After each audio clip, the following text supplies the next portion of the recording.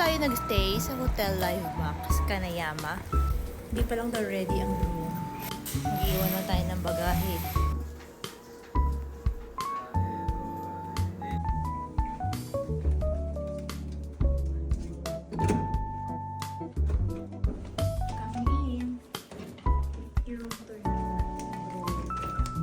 Room tour tayo kasi cute lang yung room natin dito. Semi-double. At ganyan, tingnan natin yung CR. Meron namang pindutan. Shower. If you take a shower, ready ko na ito. Clean.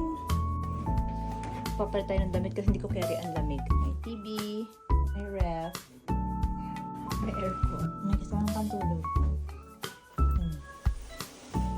Dalawang pantulog.